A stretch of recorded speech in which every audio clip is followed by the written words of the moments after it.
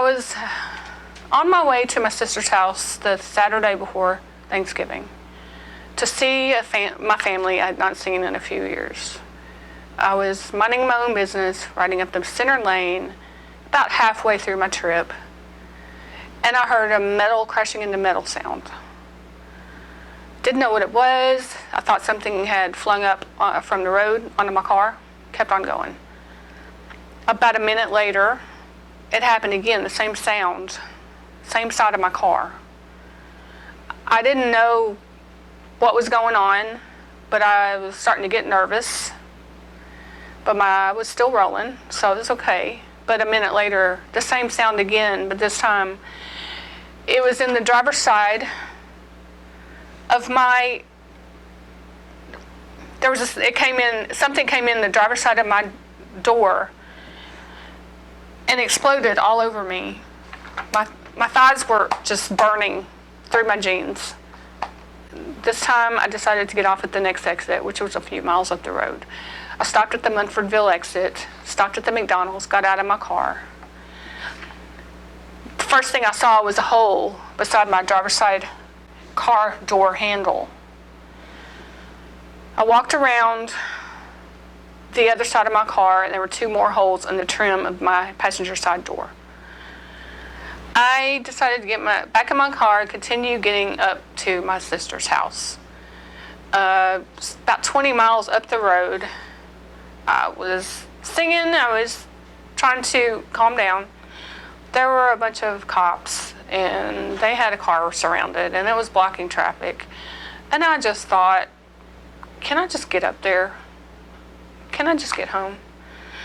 I finally got home and asked the men of my family to come out to my car and tell me what happened to me. There were discussions about bullet holes. First time I thought about that. But by that time, it was time to eat and have a family picture made and play with the babies, which was the only reason I was up there, was to enjoy the family. After dinner, I decided this is going to cost me some money, which means I need to file insurance, and also means I need to file a police report. We figured out who to get in touch with, Kentucky State Police. When I talked to them, they said, we have an active shooter in custody for a series of interstate shootings. I was in shock, and I realized I was a big part of a much bigger story. He followed the direction of the bullet that came in my driver's side door, by the door handle. It came underneath my arm, across my lap, and lodged into the dash, deep in the dash. He took my whole dash apart and found the bullet. He held it in his hand. I took a picture. I'd never been that close to a bullet before.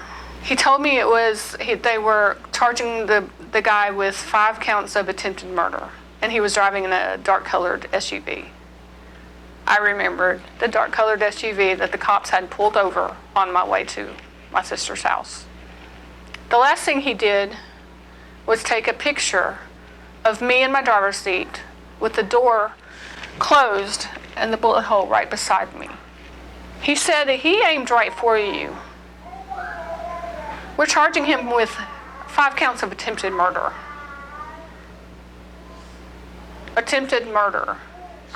This person tried to kill me on purpose and almost succeeded.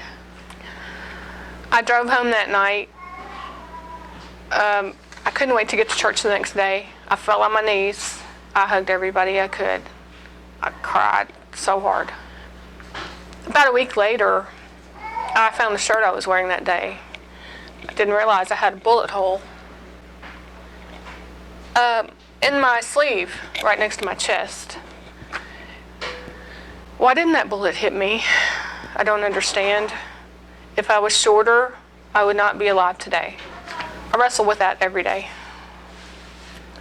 God protected me. I'm part of a much bigger story, and I'm thankful for that every day.